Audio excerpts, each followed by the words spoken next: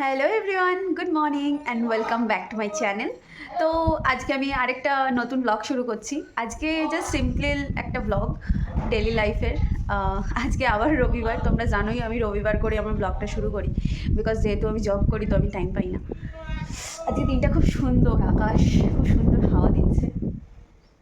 Actually Durga Puja একটা smell খুব ভালো লাগছে, একদম শরতের আকাশ, খুব ভালো লাগছে।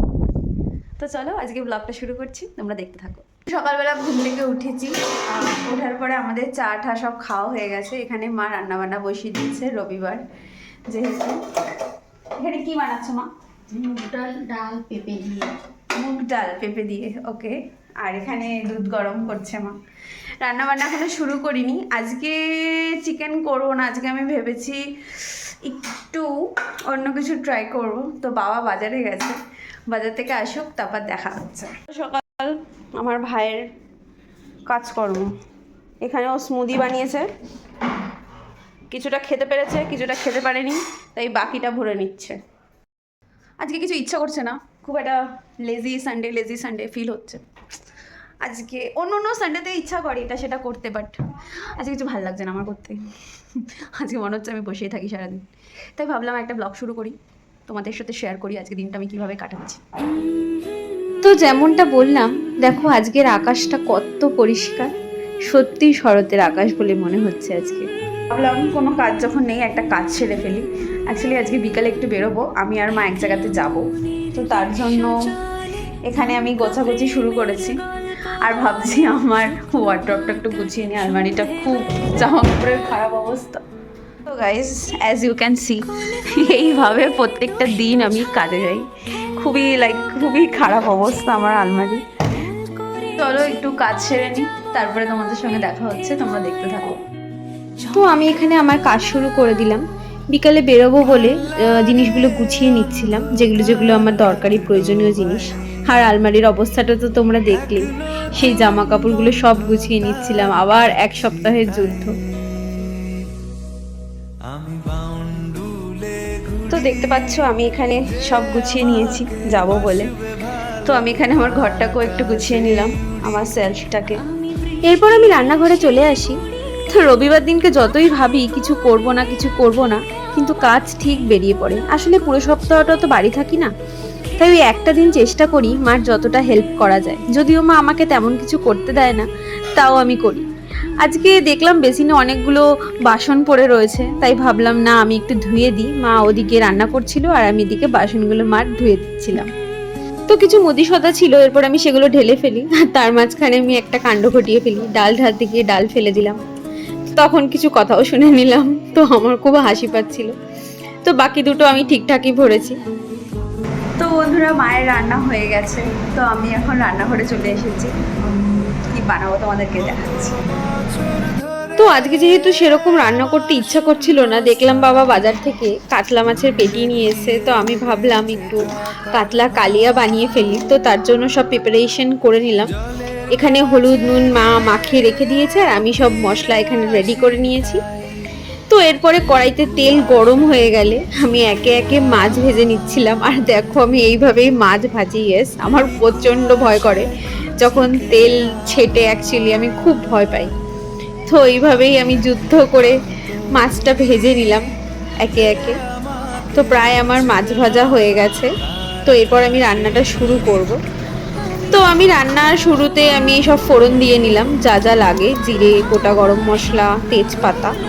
আর আমি এখানে যেগুলো রেখেছিলাম মশলা, সেটাও দিয়ে কষিয়ে নিলাম। তো মশলাটা ভাজা ভাজা হয়ে যাওয়ার পরে যা যা গুঁড়ো মশলা থাকে, যেগুলো ধনে গুঁড়ো, হলুদ আর কালি লঙ্কার গুঁড়ো সব দিলাম। ওটা কষা হয়ে গেলে এখানে আমি যেগুলো বেটে রেখেছিলাম, পোস্ত, চালমগজ, কাজু বাদাম বাটা, এগুলো আমি দিয়ে ফেলি এখানে। এরপরে ওটাকে পুরো কষিয়ে নিয়ে শেষে দই দিয়েও কষিয়ে নিই। তো এটা মশলাটা ভালো করে কষতে কষতে আমি সাইডে ভাত বসিয়ে দিয়েছিলাম। তো শেষে গরম মশলা আর ঘি দিয়ে নামিয়ে নিলাম। তো আমার এখানে কাতলা মাছের কালিয়া রেডি। তো এরপরে আমি স্নানে চলে যাই, স্নানটা সেরে নিই, কারণ অনেকটাই বেলা হয়ে গেছিলো। আমার প্রচণ্ড খিদে পেয়ে গেছিলো, যেহেতু বেরোতেও হবে বিকালে তাড়াতাড়ি।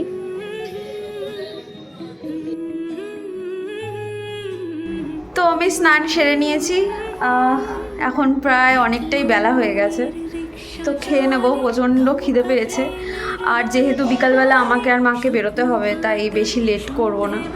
তো চলো খেয়ে নিই, আর তোমাদেরকে দেখাই আজকে লাঞ্চে কী কী আছে। মা সকালে যেটা দেখলে ঝিঙে আলু পোস্ত বানাচ্ছিল, সেটা রয়েছে। এখানে রয়েছে পেঁপে আর পেঁপে দিয়ে মুগ ডাল।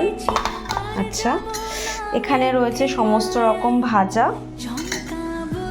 এখানে আমশির চাটনি আছে, আর এটা আজকে আমি বানিয়েছি কাতলা মাছের কালিয়া।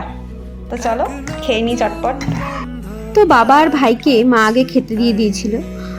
তো বাবা আর ভাই খেয়ে নেওয়ার পরেই আমি আর মা খাবো গল্প করতে করতে। আমি এখানে টিভি দেখছিলাম আর পা দোলাচ্ছিলাম বসে বসে। এরপরে আমি আর মা খাওয়া শুরু করি। আমি টিভি দেখতে দেখতে খেয়ে নিচ্ছিলাম। তো তারপরে একটু রেস্ট করে নিই, বিকালের জন্য রেডি হতে হবে। তো বন্ধুরা, আমি এখন রেডি হয়ে গেছি। তোমাদেরকে সকালে যেরকম বললাম, আমি আর মা বেরোবো, যাবো এক জায়গায়। তো চলো সেটা তোমাদেরকে দেখাই কোথায় যাচ্ছি। আসলে আমি আর মা যাচ্ছি আজকে মামা বাড়ি। হঠাৎ করেই ঠিক হলো আমাদের যাওয়া, ঠিক ছিল না। তো আমি আর মা বেরিয়ে পড়লাম। অনেকটাই সন্ধে হয়ে গেছে, যাওয়ার কথা ছিল বিকেল বিকেল। তো ব্যারাক স্টেশনে এসে গেলাম। এসে আমি এখন টিকিট কাটতে যাচ্ছি। এরপরে ট্রেন ধরে আমরা রওনা হলাম। প্রচণ্ড গরমে ভিড় ট্রেনে।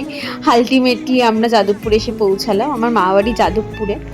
তো এখানে আমরা অটোতেও উঠে যাই। তো প্রায় আমরা চলে এসেছি বাড়ির সামনে, এইবারে বাড়িতে ঢুকবো। তো এসে গেলাম মামা বাড়িতে। এসে দেখছি সবাই গল্প করছে, হাসাহাসি আর কি করছে। তো আমিও সেটাই বলছিলাম।